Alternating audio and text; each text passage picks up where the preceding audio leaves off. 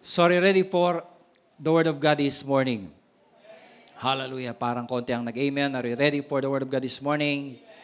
Glory to God. So tuloy po natin mga kapatid yung ating nag-introduction pa lamang po ako. Okay, dito po sa ating series na sinimulan, What Makes the New Better? What makes the new better? Of course, I'm referring to the new covenant. Amen? The new covenant. Okay? Now, basahin natin yung ating verse, foundational verse dito po sa ating series sa Hebrews chapter 8 in verse 6. Hebrews 8 in verse 6, the Bible tells us, But now he has obtained, he, Jesus, has obtained a more excellent ministry, inasmuch as he is also mediator of a better covenant, which was established on better promises. Jesus has obtained a more excellent ministry. He is also the mediator of a better covenant, which was established on better promises. So, yun po natin, covenant. Say it again, covenant. Well, ngayon po, hindi na po masyadong nagagamit yung salitang covenant. Ang madalas na ginagamit ay contract, kontrata. Okay? So, totoo po yun, may pagkakahawig po yung pong salitang kontrata at saka yung salitang covenant. Only the difference is, yung covenant po, it is a much stronger word than the word contract. Amen? Kasi po sa covenant po, kapag during the ancient times, yung pong covenant po, kapag yan po ay sinira, violate, okay, madalas po ang kaparusahan ay kamatayan. Okay, ngayon po, napakaraming mga lawbreaker o yung mga binibreak po yung covenant, pero hindi naman sila napaparusahan. So, something like that. Okay? So, when we talk about covenant, okay, our covenant with God, meron po tayong tipan sa ating Panginoon. Bakit po? Well, kasi ang pakikitungo po ng Diyos sa tao ay laging nakabase sa covenant. God cannot deal with man outside of covenant. So, tandaan po natin maigi yan. Ulitin ko po ulit. God cannot deal with man outside of covenant. That's why it's very important for us na malaman po natin, well, saang tipan ba tayo nakapaloob? Ano bang tipan natin sa Panginoon? Para malaman po natin, mga kapatid, yung pong pakikitungo, yung paraan ng pakikitungo ng Diyos sa atin. Now, pag nalaman po natin kung ano yung tipan natin sa Panginoon, then magkakaroon tayo ng idea, magkakaroon tayo ng knowledge kung paano tayo pinakikitunguhan ng Panginoon. Amen? Okay? So, ang ating tipan sa Panginoon, of course, ay nakabase sa New Covenant. Sabihin po natin, New Covenant. Praise God. Well, thank God. The Bible tells us it is the better covenant. Kaya yung title ng ating pag-aaral ay What Makes the New Better? Anong reason? May dahilan kung bakit tinawag ng new ay better. Mas maganda, mas mainam, mas mahusay kay kung ihambing sa lumang tipan. Amen? Now, in John 1:29, okay, ito po yung sinabi ni John nung makita niyang naglalakad ang ating Panginoong Kristo. When he is about to baptize our Lord Jesus Christ, lumalapit sa kanya, parating ang ating Panginoong Kristo. And John said in John 1:29, ang sabi niya, Behold the Lamb of God who takes away the sin of the world. Behold the Lamb of God. Okay? So, magkaano-ano po ba si John tsaka ang ating Panginoong Kristo? Sila po ay magpinsan, magkamag-anak po sila sa physical. Okay? Hindi po sinabi ni John, well, behold my cousin. Behold my relative. Amen? Ang sabi niya, behold the Lamb of God who takes away the sin of the world. So meron siyang kapahayagan. Okay? Kilala niya ang ating Panginoong Kristo. Not only in the flesh, but in the Spirit. Meron siyang revelation that Jesus is the Lamb of God who takes away the sin of the world. Now, kung maalala niyo po, sinasabi po natin sa ating mga pag-aaral, di po ba, na meron po mga pictures, meron po mga shadows ang ating Panginoong Kristo maging sa Old Testament. Amen? May mga portraits, may mga larawan po ang ating Panginoong Kristo na nakapaloob kahit po sa lumang tipan. Okay? Now, sa lumang tipan, ang tao po na nagkasala ay inuutusan po ng Panginoon na magdala ng tupa. Okay? At yung tupa na kanyang dadalhin sa temple na ibibigay sa priest, dapat po itong tupa na ito ay spotless. Dapat walang blemish. Dapat walang kapintasan. Okay? Hindi. Dahil yung pong tupa, pagka yan po'y pinresent sa priest sa temple, nung taong nagkasala, yan po ay susuriin ng priest. Titignan niya kung yan dapat yung tupa dapat perfect, dapat walang blemish, walang kapintasan, dapat ay walang sakit, dapat hindi pilay, hindi bulag, dapat without blemish, spotless dapat yung tupa. Well, bakit po? Kasi yung tupa na yun, of course, ay larawan po ng perfection ng ating Panginoong Kristo. So yung pong mga hayop na kanilang iniaalay sa lumang tipan, yun po yung mga picture, mga shadow of our Lord Jesus Christ. Kaya yun po ang dahilan kung bakit yung mga tupa o yung mga hayop na iaalay nila dapat spotless, dapat without blemish, wala dapat kapintasan sapagkat yun po yung larawan ng ating Panginoong Kristo. Okay? So yung pong nagtao nagkasala, dadalhin niyo yung kanyang tupa sa priest. Okay? At yung priest, ang trabaho niya, susuriin niya po yung tupa. Okay? To see if it is perfect. To see if it is without blemish. Okay? Now, kapag ka ito po ay walang kapintasan, walang sakit, perfect po yung tupa, ang gagawin po nung priest, okay, uutusan niyo po yung offerer, yung taong nagdala ng tupa, na ipapatong niya yung kanyang kamay sa ulo ng tupa. Okay? So, by virtue of that ceremony, yung kasalanan ng tao ay lilipat sa tupa. Okay? By virtue of that ceremony, lahat ng kasalanan ng offerer, nung taong nagkasala, sa pamagitan ng kanyang pagpapatong ng kamay sa ulo ng tupa, so symbolically ay inililipat niya, lumilipat po yung kasalanan ng tao doon sa tupa. But two-way yan, mga kapatid. Hindi lamang yung kasalanan niya ang lilipat sa tupa, but the innocence and the perfection of the sheep will also transfer to the offerer. So, two-way po. Yung kasalanan ng offerer, lilipat sa tupa.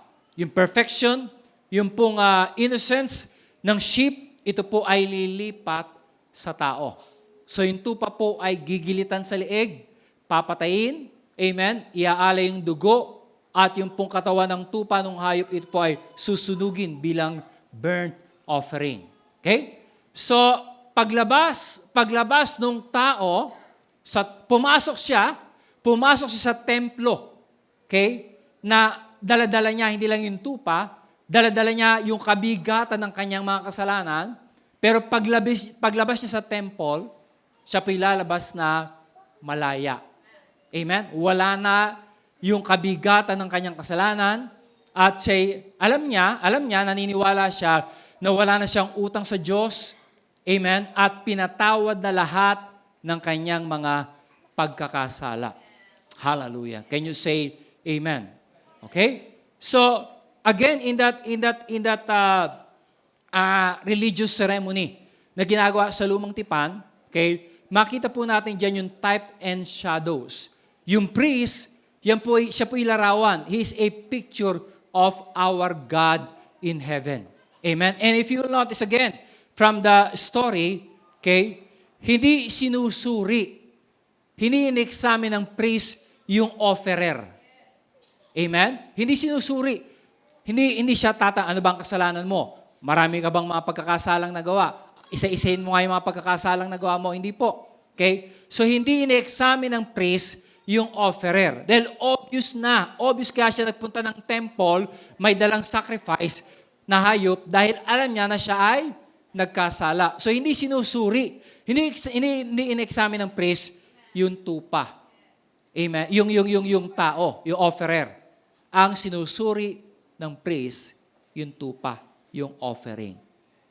Can you say amen? Praise God. Okay? Kaya alam niyo po, hindi po tayo, pag lumalapit po tayo sa Panginoon, hindi po tayong sinusuri ng Panginoon. Amen? Na titignan ng Panginoon, naging mabait ka ba last week? Ito bang buong taon ay ikaw ba ay mabait? Wala ka bang kasalanang nagawa? So forth and so on. Okay? So hindi ang mata ng Panginoon sinusuri niya ay yung sacrifice, the Lamb of God who takes away the sin of the world. Now, how many of you believe? Kapag tinignan, in-examine ng Diyos ang ating Panginoong Kristo, nakikita niya yung perfection, yung innocence ng ating Panginoong Kristo. And how many of you believe, mga kapatid? Okay, doon sa krus ng Kalbaryo, doon po nagkaroon ng divine exchange. Amen? Praise God. Lahat ng mga kasalanan mo at kasalanan ko ay lumipat sa ating Panginoong Kristo. Okay, yung po sabi ng Bible. 2 Corinthians 5:21, siya na walang kasalanan ay naging kasalanan upang ikaw at ako ay maging katuwiran ng Diyos, maging matuwid sa harapan ng ating Panginoong Kristo. Praise God. Amen. So yung lahat ng mga kasalanan natin, inilipat ng Diyos sa dugo ang katawan ng ating Panginoong Kristo. Amen.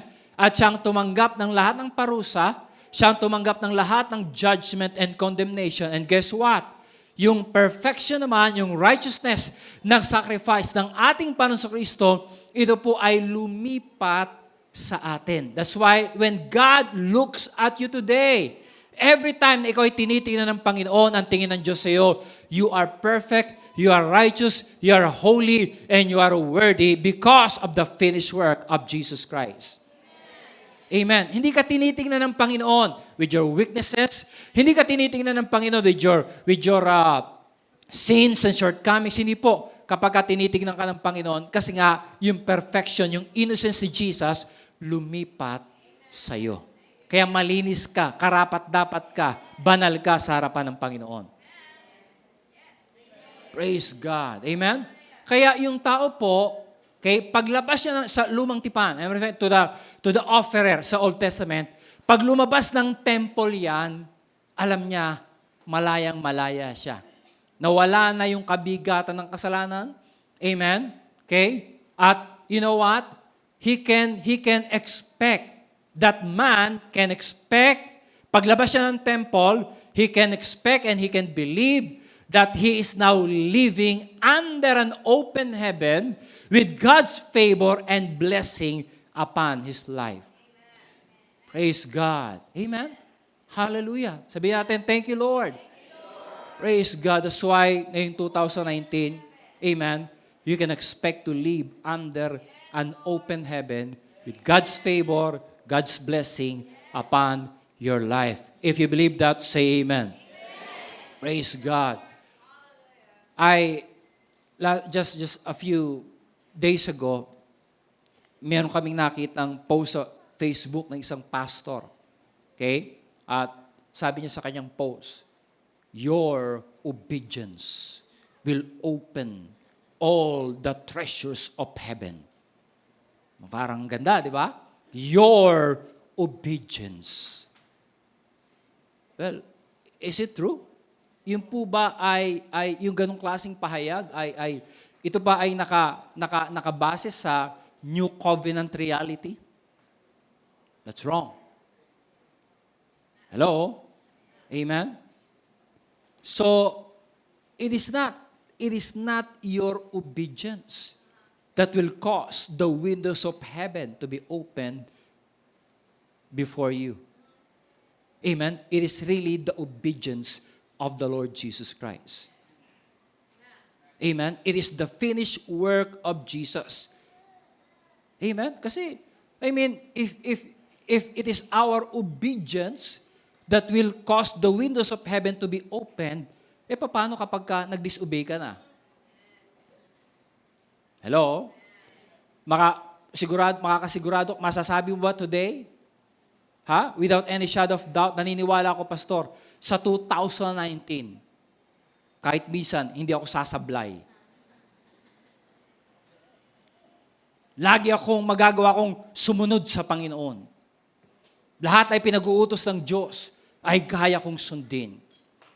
O, ikaw na. Ikaw na. Glory to you. Amen? If it is your obedience that will open the windows of heaven and cause you to live under God's favor and blessing, then wag mo sabihin glory to God. Sabihin mo, glory to me. Because it is my obedience. It is not your obedience. Kasi yung obedience natin, imperfect yan eh. Sumasablay tayo eh.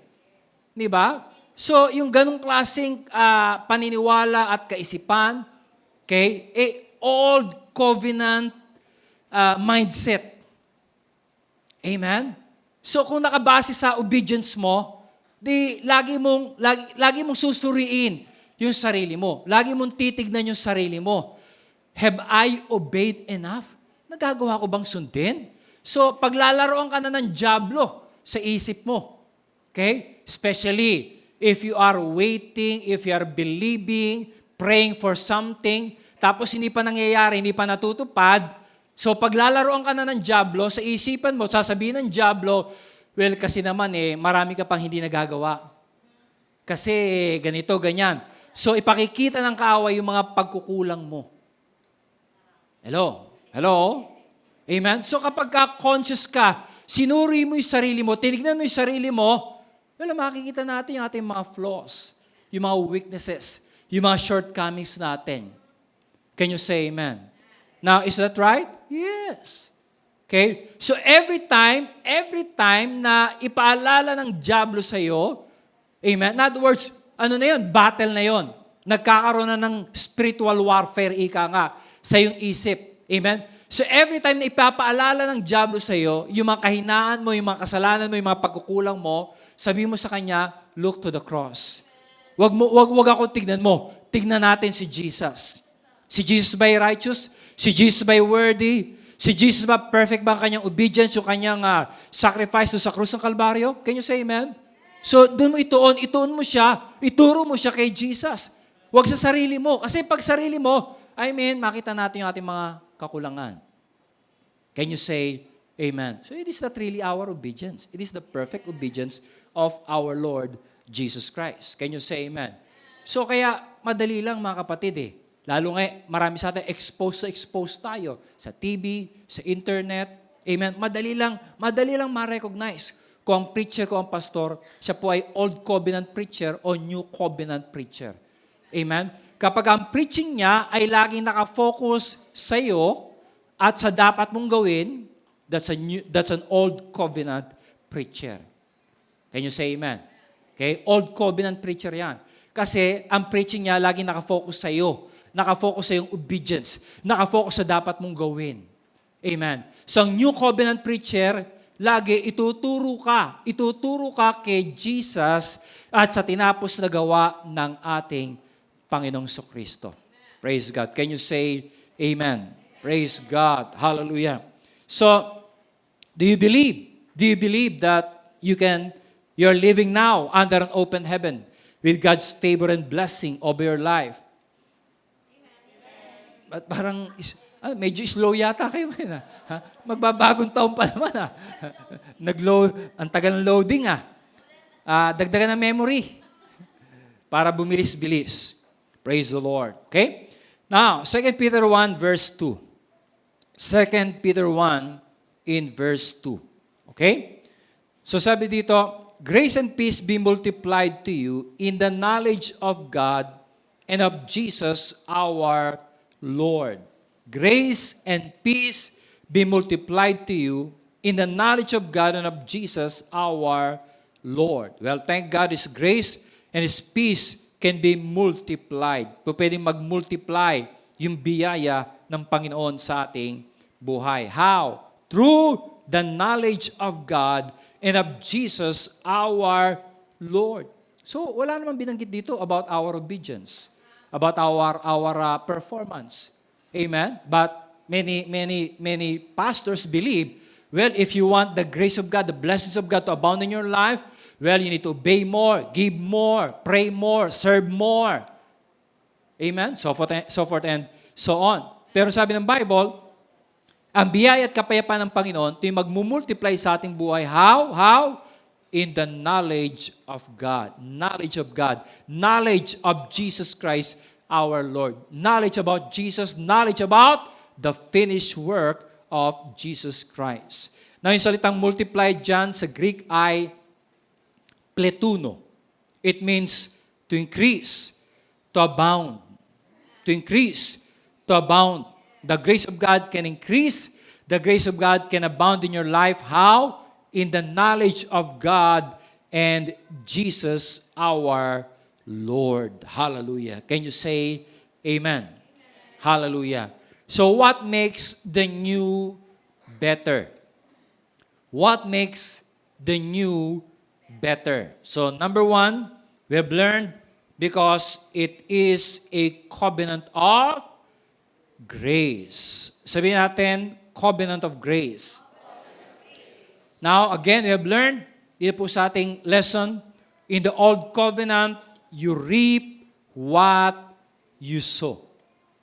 In the old covenant, you reap what you sow. Kung anong tinanim mo, ay siya mong aanihin. If you do good, you get good. If you do bad, you get bad. Why? It is a performance-based covenant. Kaya po sa Old Covenant, laging may blessing, merong cursing. Amen? Blessing if you obey, curse if you will disobey. Sa Old Covenant, you reap what you sow. Amen? Lagi mong aanihin kung anong yung tinim. Nagtanim ka ng kabutihan, aani ka ng mabuti. Nagtanim ka ng masama, aani ka ng masama. So that's Old Covenant. You reap what you sow. But thank God, the new is better. Amen? But the new covenant is better. Why? Because in the new covenant, you reap what you did not sow. Praise God. You reap what you did not sow. Hallelujah. Well, bakit? Because you reap what Christ has sown. Amen? You reap what Christ has sown. Praise God. Diba? Diba ang saya? Hindi ikaw ang nagtanim. Hindi ikaw ang nahirapan. Hindi ikaw ang nagsakripisyo. Amen? Pero yung pakinabang, ikaw ang tumanggap. Amen? Nasa natural, di ba parang nakakasama ng loob yun? Halimbawa, ikaw ang naghirap, ikaw ang nagsakripisyo, tapos, ba't ganun? Nauwi sa wala, napunta sa Kanya. Ba't ganun? Well, si Jesus, hindi masama ang Kanyang loob. Amen? Na tayo ang umani at umaani ng Kanyang itinanim doon sa krus ng Kalbaryo. Praise God. Can you say, parang ayun yata, na umani nang hindi kayo ang nagtanim. Amen. Let me explain. Colossians 1 verse 12. Colossians 1 verse 12, it says, giving thanks to the Father who has qualified us. Well, thank God, we are qualified. I said we are qualified. Okay? Now, di ba yung mga disqualified, pag sinabing you are disqualified, may matatanggap ka ba? Wala. Dahil ikaw ay disqualified. Hindi ka pwede. Hindi ka kasali. Disqualified ka. So wala kang matatanggap. Amen. But thank God, in Christ we are qualified. Amen? Giving thanks to the Father who has qualified. Sabi mo sa katabi mo, you are qualified. Praise God. You are qualified to be partakers of the inheritance of the saints in the light. Hallelujah. Na pag pinag-uusapan po natin sa New Covenant, mga kapatid, ang ating mga pagpapala, okay? Una yan ay regalo. Pangalawa, yan po ay pwedeng tawagin o tinatawag ng Bible na inheritance. Inheritance. Okay? Now, kapag napag-usapan po ang inheritance, may dalawang party. Okay? Of course, number one, yung nagpamana. Pangalawa, yung tumanggap o tatanggap ng mana. Kaya ang tawag doon ay heir. Siya ay heir, tagapagmana. Amen? May nagpamana at merong heir, merong tagapagmana. Amen. Now, sino ba sa dalawang parties ang nagtrabaho, ang nagsakripisyo, ang nagsipag? Okay? Yung bang nagpamana o yung tagapagmana?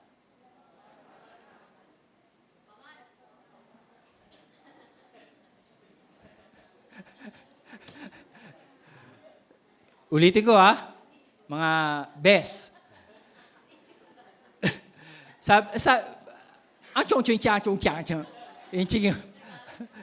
Tagalog naman, di ba? Sabi ko, between do sa dalawa, yung nagpamana at tagapagmana, sino sa kanila yung nagtrabaho, nagsikap, nagsakripisyo para merong maipamana? Sino? Yung nagpamana. Amen? Yung nagpamana. So yung tagapagmana, wala namang hirap yan eh. Amen? Ang gagawin niya lang, of course, is to receive yung kanyang inheritance. Okay? So, ibig sabihin, sino ang nagtanim? Sino nagtanim? Yung nagpamana. Sinong umani? Yung tagapagmana. Well, baka naman baliktad. Baka naman ikaw ang tagapagmana. Baka naman ikaw ang nagpamana kay Jesus. Baliktad yata yun. Amen. Hindi ikaw. Si Jesus ang nagpamana. Sabi mo sa katabi, meron kang mana. Praise the Lord. Amen. Meron kang mana. Kaya ang tawag ng Bible sa atin ay heir. Heirs of God, joint heirs with Jesus. Kaya sinasabi natin na you can reap. You reap what you did not sow. Kasi si Jesus ang nagtanim. Si Jesus ang nagsakripisyo. Si Jesus ang nahirapan para meron siyang maiwan at maipamana para sa iyo. Praise God. Can you say amen? Sabi natin, thank you, Lord. Praise God. Do you believe that? Na ikaw ay tagapagmana? Amen. So we need to find out. Come on, just bless the Lord. Hallelujah. Amen. Praise God. Kaya nga, grace Grace. Praise God.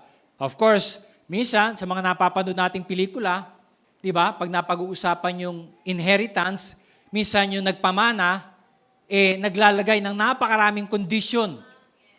May mga kondisyon. Dapat makatapos ka ng pag-aaral, dapat ay mag-aasawa ka ang mapapangasawa mo ay ganito, okay? Dapat ay ganito, ganyan. So may mga condition na attach. Pagka hindi mo sinunod yung condition, ma-forfeit yung mana, hindi mo matatanggap. Amen? Well, totoo yun, sa lumang tipan, merong mga condition. Amen? Pero sa New Covenant, lahat ng mga kondisyon, tinupad ng ating Panginoon Kristo. Para ngayon, matanggap natin yung ating mana, matanggap natin yung pagpapala ng Diyos bilang regalo ng tinapos na gawa ng ating Panginoong Kristo. Amen? So this grace, and grace declares that all is a gift.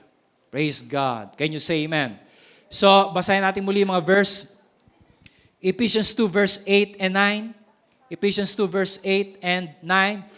For by grace you have been saved through faith, and that not of yourselves. It is the gift of God, not of works, lest anyone should boast. Gift of God. Amen? Romans 6:23. For the wages of sin is death, but the gift of God is eternal life in Christ Jesus our Lord. So, eternal life is a gift of God. James 1:17, it says, every good gift and every perfect gift is from above and comes down from the Father of lights, with whom there's no variation or shadow of turning. So, ang mga pagpapala na galing sa Panginoon, hindi lamang good and perfect, but sila po ay gift, regalo. Sabihin po natin, regalo. Praise God. Amen? Regalo. Yan ay regalo ng tinapos na gawa ng ating Panginoong Kristo. Hallelujah.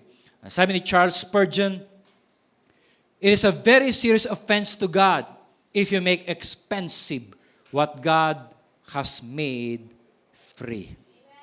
It is a very serious offense to God if you make expensive what God has made free.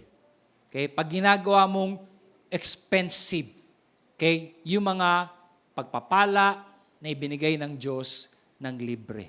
Mga pagpapala ng Diyos ay libre. Amen po ba? Ang kaligtasan ay libre. Ang kapatawaran ay libre.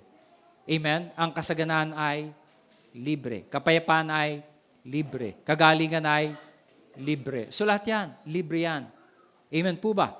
Praise God. Kaya nga, grace, unmerited, unearned, undeserved favor. The very essence of the word grace is gift. Regalo yan. Kaya libre. Amen? Kaya nga lang, minsan, may mga pastors na nilalagyan nila ng price tag yung mga ibinigay ng Diyos na pagpapala na libre para sa atin. Well, para ikaw ay pagpalain ng Panginoon sa 2019, okay? Dapat ganito, dapat ganyan, gawin mo to, gawin mo yan, wag mong gawin to, wag mong gawin yan, okay? And then, tsaka ka lamang pagpapalain ng Panginoon. So, in other words, nilalagyan nila ng price tag. Amen? Merong presyo. You need to pay the price. Kaya minsan, di ba, narinig natin yun, you need to pay the price for the anointing. You need to pay the price for your breakthrough. Akala ko ba the price has been paid? And fully paid by the finished work of Jesus Christ. Are you listening? Amen? So kung kinakailangang magbayad ka pa, kung may kinakailangang bayaran ka pa, lumalabas kulang yung binayaran ni Kristo sa krus ng Kalbaryo. And that is an insult to the finished work of Jesus. Amen? Kung meron ka pang, kung kinakailangang dagdagan mo pa, kung may kinakailangang, bayaran ka pa, so parang lumalabas, kulang yung bayad ni Kristo. Pero yung krus ng Kalbaryo, overpayment nga yan eh. Overpayment yan. More than enough yan. Praise God. Amen? For you and your family to be saved, for you and your family to be restored, for you and for your family to be blessed. Amen? Sapat na yung tinapos na gawa ng ating Panginoong Kristo. All you have to do is to receive it by faith. Praise God. Can you say amen? Hallelujah. So, why the new is better? Because it is a covenant of grace. Hallelujah. Amen? Number 2, the new is better. Why? Number 2, it is a covenant of rest. Covenant of rest. Sa Old Covenant, it was always do. Ada, da. So, laging ganyan sa Old Covenant. Laging do. Hallelujah. Kaya ang focus lagi nasa iyo at sa kailangan mong gawin. Dapat mong gawin. Amen? But in the new is better. Why? It is what? Done. The focus is on Jesus and on what He has done. Praise God. Can you say amen? Praise God. The first mention of the word grace in the Bible, Genesis 6 verse 8. But Noah found grace in the eyes of the Lord. Noah found first mention of the word grace in the Bible. And it is associated with Noah. Now, hindi po ito coincidence. Because the name Noah means what? Rest. The name Noah. It's a good name. It is a wonderful name. At hanggang ngayon, wala pa rin akong na-dedicate na baby ng pangalan ay Noah. Praise God. Well, yung kotse nila, yung sasakyan nilang Fortuner ay pinangalan ng Noah. Pero bata, wala pa akong nadededicate na pangalan ay Noah. Amen? Kung paano wala pa akong na-dedicate na baby na Basilio. But it is a good name. I said, it is a good name. O ayaw mo ng Basilio? Basil. Bakit? Ano ba ang ibig sabihin sa salitang Basilio? Ha? Sa Romans 5 verse 17, those who receive abundance of grace, the gift of righteousness shall reign in life. Yung reign doon, galing sa Greek word na Basilio. So, ang pangalang Basilio, ibig sabihin, reign, king, rule. Pagka ang pinangalan mo sa anak mo, Basilio, ang tinatawag mo siya, reign. You will reign in life. You will rule as a king in life. Basilio. Pambira kasi na-associate kay Sisa. Tsaka kay Crispin. Kaya ayaw nila ng pangalan Basilio. But it is a good name. Amen? Kaya nga lang, baka pagtawanan ng mga kaklase, Basilio, Basilio. Ang nanay mo si Sisa, Sisa. Kaya ayaw nila. But it is a good name. Amen? Noah. Noah found grace. Rest found grace. Rest found grace. Hallelujah. Amen? So, kung gusto mong masumpungan ng biyaya ng Diyos sa 2019, amen, you must know that the new is better because it is a covenant of rest. Kaya, mahilig tayo magpahinga.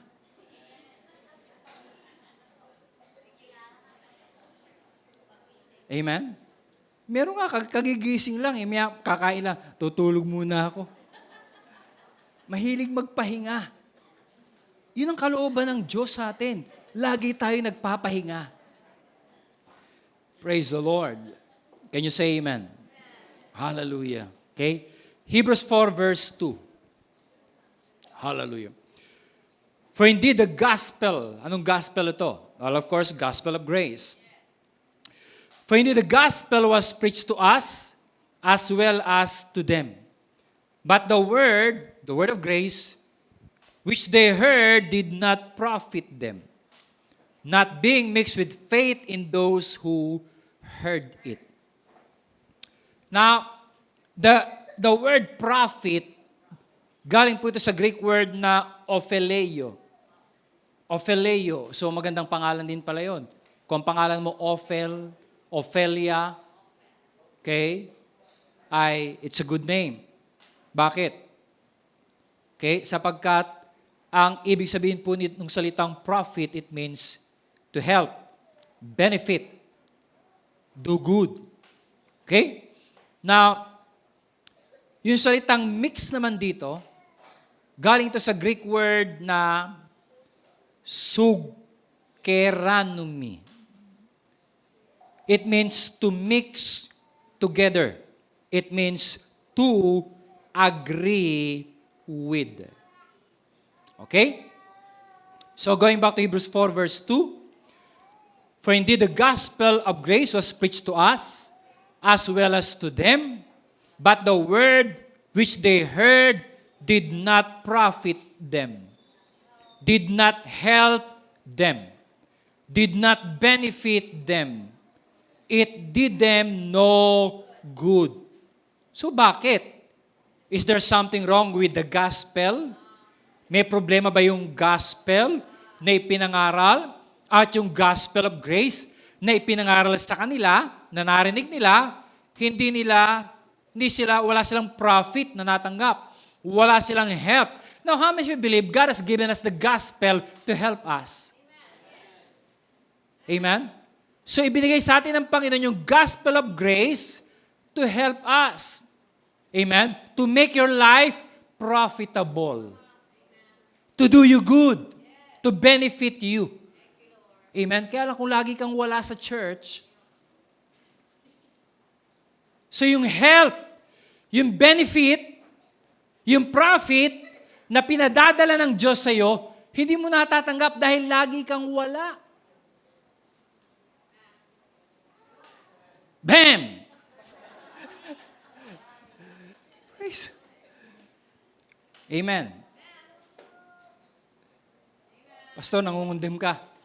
Wala. Pwede ba nagpapaalala lang? Ha? Hindi wala na. Kung sakali ang tono ko nangungundim, wag kang pumayag na kondemin kita. Dahil si Jesus hindi ka kinukondem. Amen. Nagpapaalala lang ako sa iyo. Amen. Kaya dapat next week nandito ka. Ha? Kasi unang linggo ng bagong taon. Pag umabsent ka next week, baka buong taon. Absent ka. So ano matatanggap mo? Yung help, yung benefit, yung profit, yung good na pinadadala ng Diyos sa'yo through the gospel of grace. Hindi mo natatanggap. Kasi wala ka. Amen. May problema. Pag mas madalas na absent ka kaysa present ka. So ano mangyayari sa'yo? Sa school.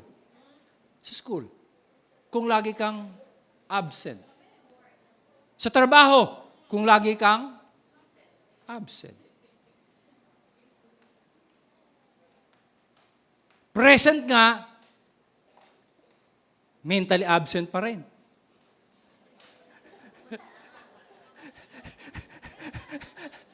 Pastor, sobra ka na. Nangungundim ka talaga.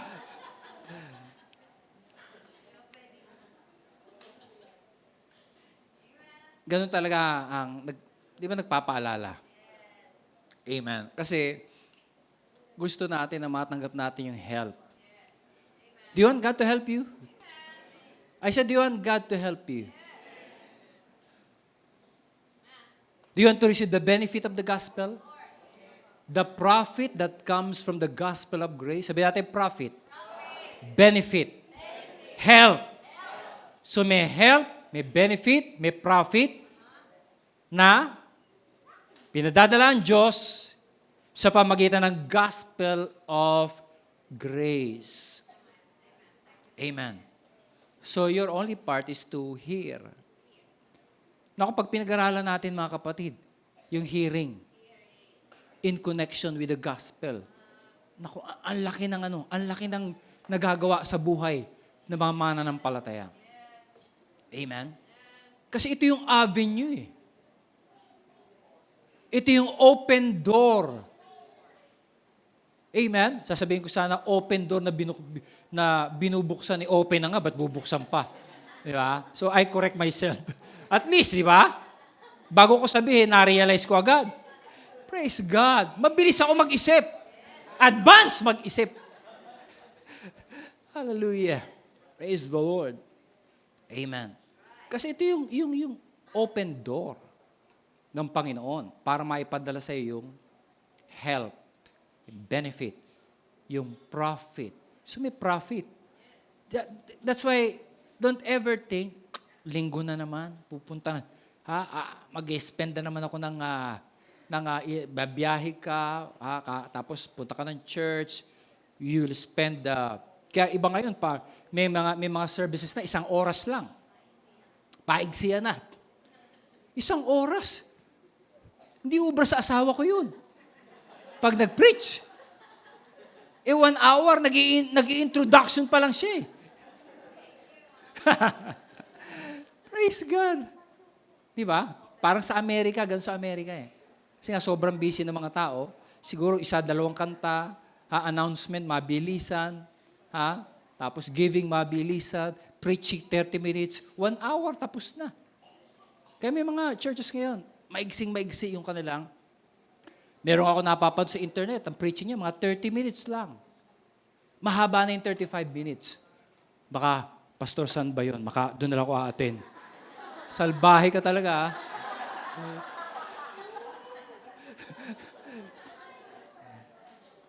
O sige, iksian natin. Mamaya pag iniksian ko naman, tapos na. Pastor, yun lang? Ang laki ng binigay ko, yun lang? 30 minutes? Ang bilis naman ng preaching mo. Praise God. Hallelujah. Bakala nyo naglolokohan tayo dito, ah. Seryoso to, mga kapatid. Amen? Praise the Lord. So, for indeed the gospel of grace was preached to us, as well as to them. But the word which they heard did not profit them. Di ba masaklap? Amen? It did not profit them. Why? Why? Ito yung sagot. Not being mixed with faith in those who heard it. Amen? Not being mixed with faith in those who heard it. So ano ba yung mix? It means to mix together. It means to agree with.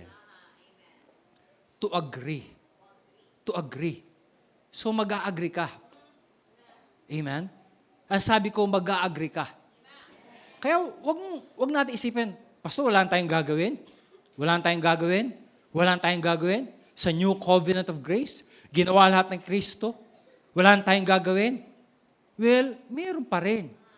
Katulad nung ikaw pupunta ng church para sumamba, magpuri, magpasalamat, tumanggap ng salita ng Diyos. Amen? Hindi naman po pwedeng espiritu mo lang nandito, yung katawan mo nasa bahay.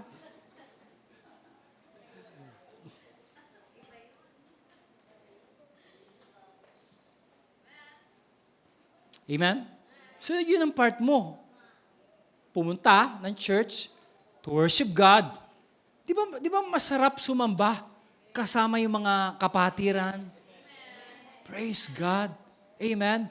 With the music, with the songs, with our instruments. Praise God. And by the way, bago yung ating drum set. Kaya ganado yung drummer eh.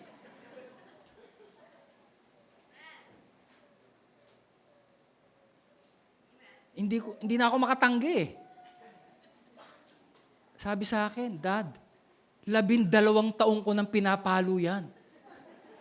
Nagmamakaawa na sa akin. Please, palitan mo na. Minsan alam mo yun, hindi ko alam kung yun ang kahinaan ko, pagka ako kinukulit, kaysa masapa ko, magkasala pa ako, sige, bilhin natin. Palapakan natin ang Panginoon. Amen. Praise the Lord. Hallelujah. Amen. Saan ba tayo? Did not profit them. Why? Not being mixed with faith in those who heard it. Amen? Mix it means to agree. So, yun na yung part mo.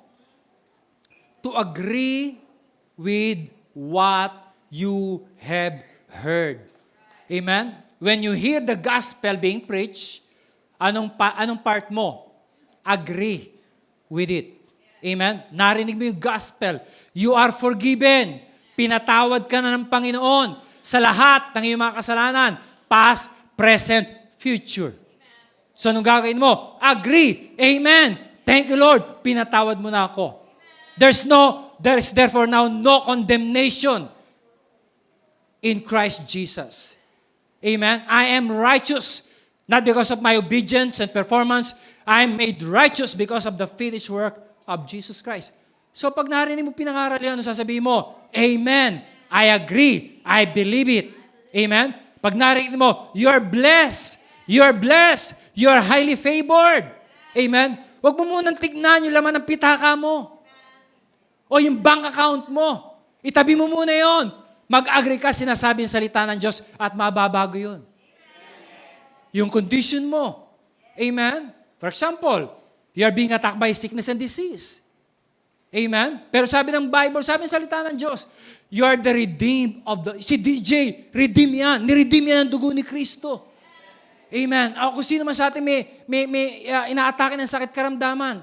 Ang sabi ng Bible, sa mga latay ni Kristo, ikaw ay, hindi sinabi ng Bible, ikaw ay pagagalingin.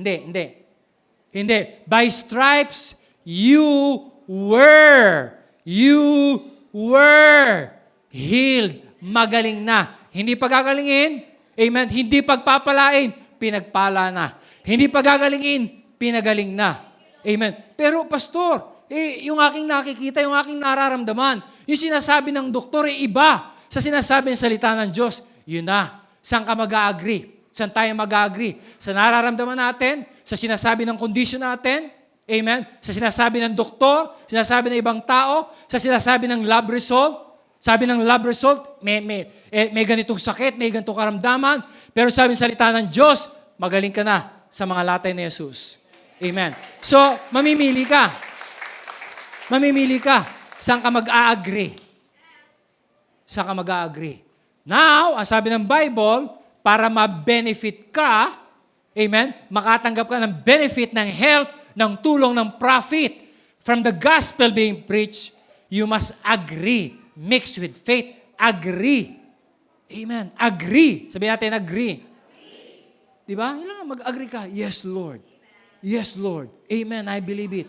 Yes, Lord, I'm forgiven. Yes, Lord, I'm righteous. Yes, Lord, I'm blessed and highly favored. Yes, Lord, I'm healed. I'm the redeemer of the Lord. Amen. I agree. Yun ang part natin. Pero kung wala kang narinig, saan ka mag-agree? So dapat may marinig ka. At pag narinig mo yung gospel, agree with the gospel. Agree. Amen, Lord. Amen, Lord. Yung team natin ng 2018. Yes and amen. Praise God. Amen? Hallelujah. Okay? So faith does not make God do anything. Ulitin ko ulit. Faith does not make God do anything. Why? Because faith does not move God, because God has already moved by His grace. So, nabaliktad po yung mode of operation ng Panginoon. Let me explain. Okay? Nabago po yung mode of operation ng Panginoon. Sa Old Covenant, you must obey first, then God will bless you second. In other words, if you don't do anything, and if you don't obey sa Old Covenant, God will not move. Kasi sa Old Covenant, ang nag-i-initiate, ikaw. Is that clear? Ikaw ang taong nag-i-initiate. Hindi kikilos ang Diyos, malibang kumilos ang tao. Old Covenant yon. Amen? Pero sa New Covenant, nabago because of Jesus. Amen? Sa New Covenant, hindi ka pa kumikilos, wala ka pang ginagawa, kumilos na gumawa na ang Diyos on your behalf to the finished work of Jesus Christ. God has already moved by His grace sa New Covenant. Amen? And then, faith is your positive response to what God has given us to the finished work of the cross. So, ang faith po natin, positive response. Amen? To what God has already done by His grace. Hallelujah. 2 Peter 1 verse 3. 2 Peter 1 verse 3. As His divine power has given, past tense. Yung given by past tense. Hindi will give. As His divine power has given to us. How many things? How many things? All things that pertain to life and godliness. How? Through the knowledge of Him who called us by glory and virtue. Hallelujah. Okay?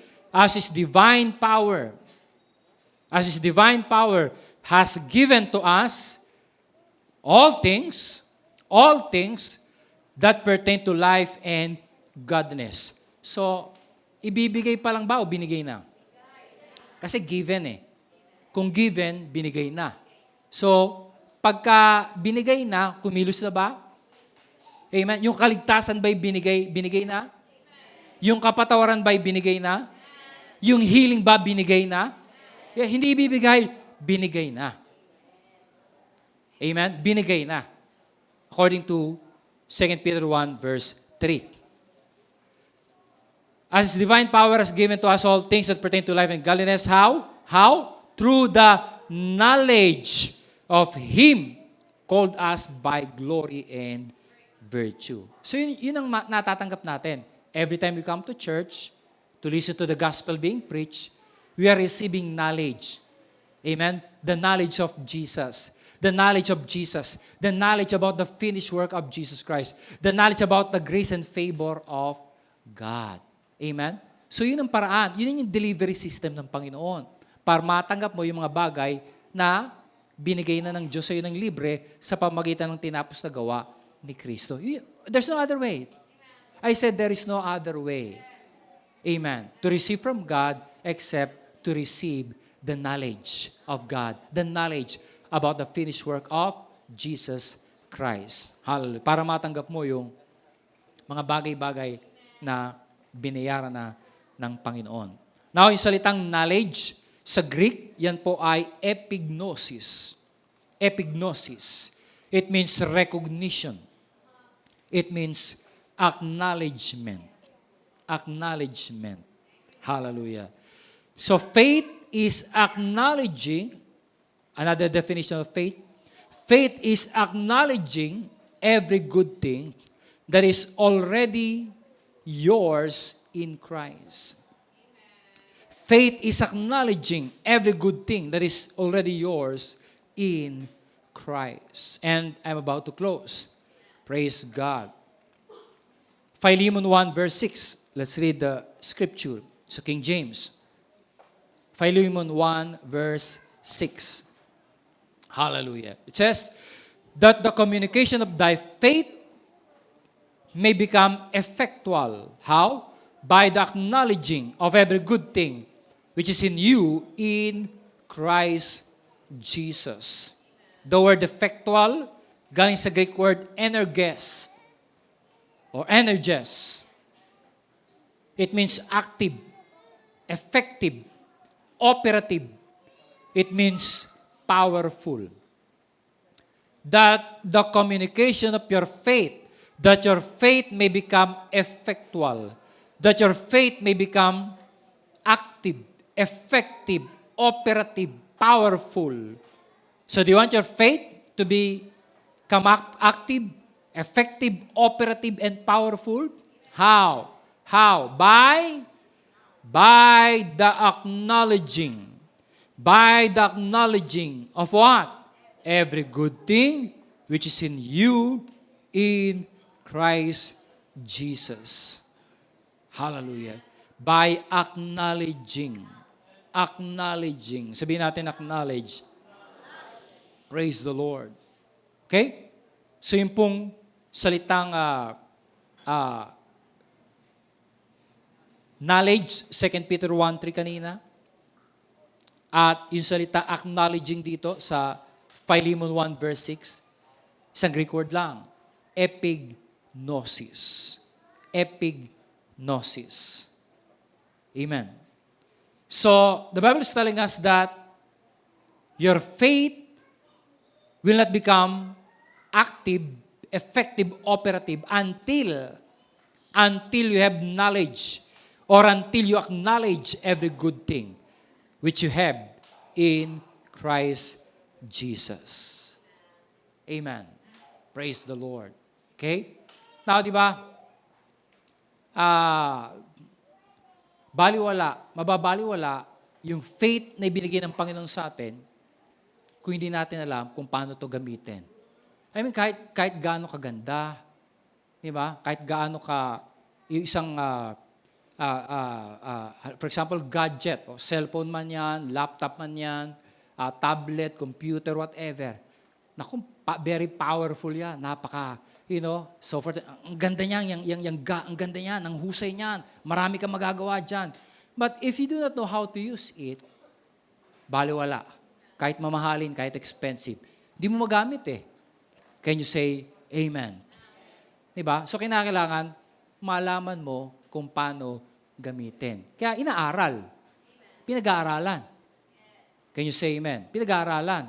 So same is true with the gospel. Pinag-aaralan ng gospel. Praise God. Amen? Para matutunan natin. For example, yung faith na binigay ng Panginoon sa atin, we do not know how to use it. So, di ba? Mababaliwala. Okay? Mababaliwala. So, thank God, sabi ng Bible, tinuro naman sa atin ng Bible paano magagamit eh. Your faith will become active, effective, operative. How? By acknowledging. By acknowledging every good thing which is in you in Christ Jesus. Kaya may part ka. May part tayo. Amen po ba? Hindi totoo yung wala na tayong part sa gospel of grace. Hindi. May part pa rin tayo. Yung part natin yun. Amen? I-acknowledge natin. I-acknowledge natin. Alin? Yung mga good thing. Yung mga good thing. Yung mga good thing na binigay na ng Panginoon sa atin. Amen? At ito'y binigay sa atin ng libre. Ito'y regalo sa atin ng Diyos. Walang bayad to. Praise God. Walang bayad. Amen? Ito'y gift. Regalo ng tinapos gawa ng ating Panginoon. Amen? Praise the Lord. Hallelujah. Okay? And I'm out of time for today. So tuloy po natin. Praise God. Palapakan natin ang Panginoon. Amen. Hallelujah. Thank you, Lord. Thank you, Lord. Thank you, Lord. Thank you, Lord. Hallelujah to Jesus. Amen and amen. Glory to God. We thank you, Lord. Thank you, Lord. Thank you, Lord. Thank you, Lord. Hallelujah. Amen. Praise God forevermore. Praise God forevermore. Oh, hallelujah to Jesus. Oh, hallelujah. Praise God. Thank you, Lord Jesus.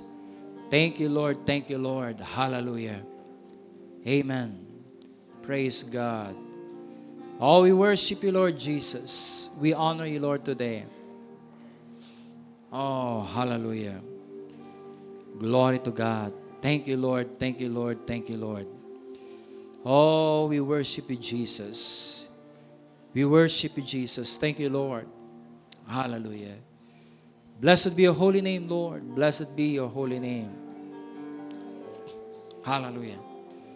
Glory to God. We honor you this morning. Jesus. Lord Jesus. Lord Jesus. We bless you and we worship you. Darkness tremble at the name of Jesus.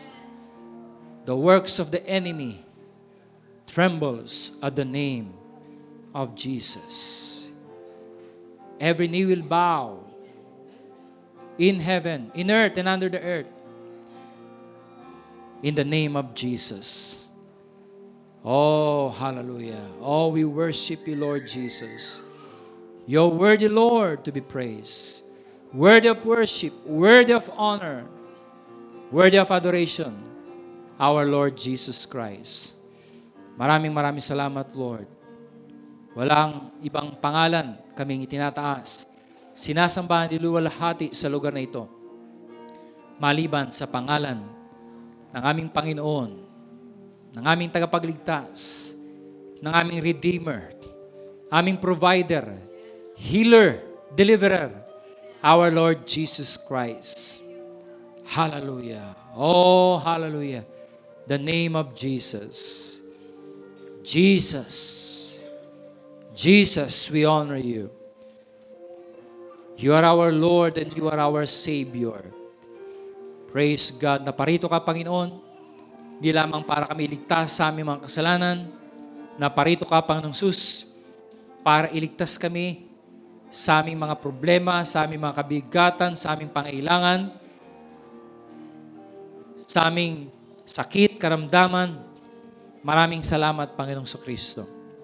Maraming salamat. Hallelujah. Thank you, Lord, for the gospel of grace. Thank you, Lord, for the gospel of grace. Hallelujah. Yun po ang aming part today. As we hear the gospel of grace being preached today, our part is to receive it and to mix it with our faith, to agree with the gospel. Hallelujah. Today, Lord, hallelujah, ay kami po, Panginoon, ay sumasang-ayon sa mabuting balita. Sumasang-ayon po kami, Panginoon. Tinatanggap namin, hindi lamang namin tinatanggap, kundi aming sinasang-ayunan. Kami po ay nag-agree sa sinasabi ng mabuting balita tungkol sa aming Panginoong Kristo. Tungkol sa tinapos na gawa ng aming Panginoong Kristo. Hallelujah. At tulad po ng aming narinig na mabuting balita today, Panginoon. Praise God. Yung pong taong nagpunta ng templo, nagdala ng kanyang tupa bilang sakripisyo sa kanyang mga kasalanan. Hallelujah. Pagpatong niya ng kanyang kamay sa tupa, lumipat lahat ng kanyang kasalanan sa tupa at lahat naman ng innocence. Yung innocence, yung righteousness ng tupa ay lumipat sa kanya. Paglabas ng taong ito sa templo, siya lalabas na malaya, lalabas na walang kabigatan, sapagkat naniniwala siya na siya'y pinatawad sa kanyang mga pagkakasala at paniniwalaan niya na siya ay mabubuhay sa ilalim ng bukas na langit na kung saan ang pabor at pagpapala ng Diyos ay dadaloy sa kanyang buhay. Lord, ito po'y totoo sa lumang tipan sa pamagitan po ng kanilang mga sakripisyong hayop. Gaano pa kaya, Panginoon? Gaano pa kaya ngayong bagong tipan? Sa ilalim ng bagong tipan ng iyong biyaya, kami po ay nasa ilalim ng bagong tipan ng iyong biyaya. Sa pamagitan ng tinapos na gawa at sakripisyo ng aming Panginoong Kristo, doon sa krus ng Kalbaryo, lumipat lahat ng aming mga kasalanan sa dugo ang katawan ng aming Panginoong Kristo.